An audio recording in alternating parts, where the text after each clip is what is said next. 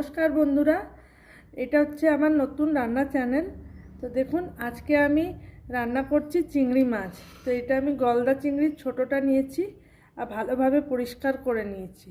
এবার এটা নুন হলুদ মাখিয়ে এটা ভাজবো। তো চলুন রান্নাটা দেখাচ্ছি, আর আশা করছি রান্নাটা আপনাদের ভালো লাগবে আর আমাকে একটু লাইক সাপোর্ট করবেন।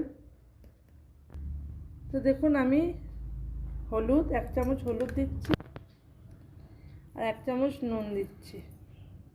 এভাবে এটাকে মাখিয়ে নেব। এবার আমি কড়াই বসিয়ে দিয়েছি গ্যাসে। এবার কড়াইটাতে তেল দেব, তেল দিয়ে ভাজছি। কড়াইতে 2 চামচ তেল দিচ্ছি, আমি আন্দাজ করে দিচ্ছি 2 চামচের মতো। তেলটা গরম হচ্ছে, আমি চিংড়ি মাছগুলো ছেড়ে দেবো। চিংড়ি মাছের এক পিঠটা হয়ে গেছে, আমি উল্টে দিয়ে আবার অপর পিঠটা ভেজে নেব।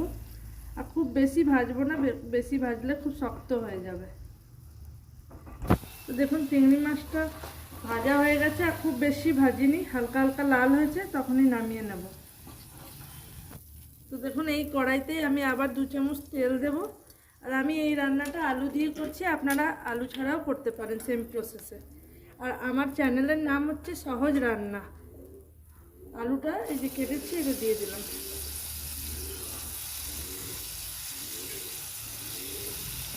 আর আলুটাকে একটু লাল লাল করে ভেজে তুলে নেব, তারপরে আসছি পরের রান্না। এদিকে দেখুন, আলুগুলো লাল লাল করে ভাজা হয়ে এসছে। আর এদিকে আমি উপকরণগুলো বলে দিই কী কী লাগবে। আমি নিয়েছি এখানে 4টে মিডিয়াম সাইজের পেঁয়াজ কুচি করে নিয়েছি, 1টা গোটা টমেটো, আর এদিকে আমি নিয়েছি আদা রসুন আর কাঁচা লঙ্কা বাটা, আর নিয়েছি 1 চামচ টক দই। এবার আমি টক দইটার মধ্যে সব মশলাগুলো মিশিয়ে দেব। আমি এই টক দইটার মধ্যে দিচ্ছি 1 চামচ কাশ্মীরি লঙ্কার গুঁড়ো, 1 চামচ হলুদের গুঁড়ো, আর 1 চামচ জিরের গুঁড়ো, আর 1 চামচ ধনের গুঁড়ো। সব মশলাগুলো দইয়ের সাথে ভালোভাবে মিক্স করে আলাদা রেখে দেবো, আর রান্নাটা যখন করব তখন দেখাচ্ছি। তো দেখুন, আলুটা লাল করে ভাজা হয়ে গেছে। এবার আলুগুলো আমি তুলে নেব।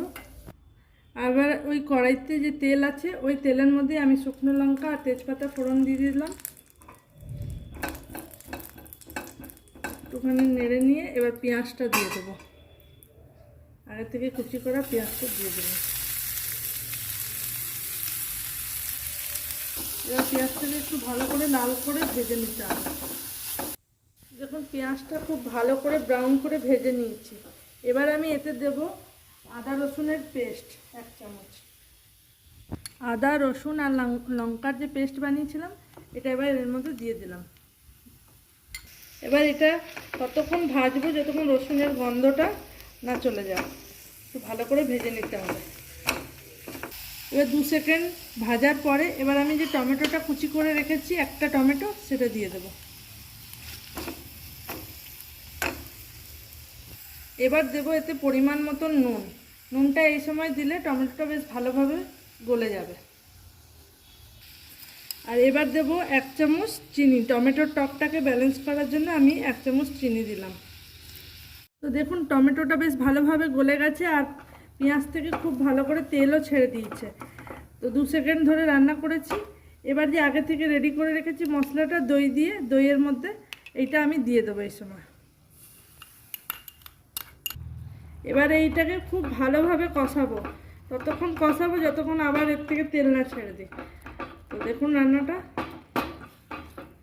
তো দেখুন মশলাটা থেকে কত সুন্দর তেল ছেড়ে দিয়েছে। এবার আমি আগে থেকে যে ভেজে রাখা চিংড়ি মাছ আর আলু, এটা দিয়ে দেবো। দিয়ে আবারও কিছুক্ষণ ধরে কষাবো। দেখুন, চিংড়ি মাছ আর আলুটা দিয়ে খুব ভালোভাবে কষিয়ে নিয়েছি। আর এবার আমি পরিমাণ মতন জল দেবো, তাকে আলুগুলো সিদ্ধ হয়ে যায়। যে যতটা ঝোল খাবেন সেই হিসাবে দেবেন।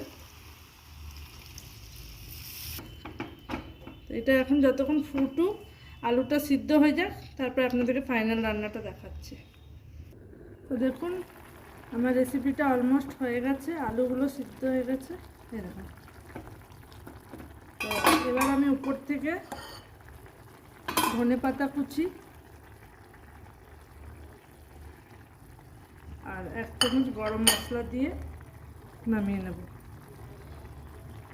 এখন আমার রেসিপিটা একদম পুরো ফাইনাল হয়ে গেছে। এবার আমি গ্যাসটা অফ করে দিলাম। তো আমার রেসিপিটা কেমন লাগলো অবশ্যই কমেন্ট করে জানাবেন, আর ভালো লাগলে পাশে থেকে একটা সাবস্ক্রাইব করে চ্যানেলটাকে লাইক করে দেবেন। আর ঝোল ঝোল রেখেছি একটুখানি, যেহেতু আর আমি একটু ঝোল ঝোল রেখেছি, আপনারা চাইলে এটাকে একদম শুকনো শুকনো করে নিতে পারেন, খেতে খুব ভালো লাগবে। যেহেতু আমরা ভাত দিয়ে খাবো এই জন্য আমি একটু ঝোল ঝোল রেখেছি। তো কালারটা দেখুন দারুণ এসছে। আর পাশে একটু থাকবেন, প্রথম নতুন চ্যানেল খুলেছি, তো দেখুন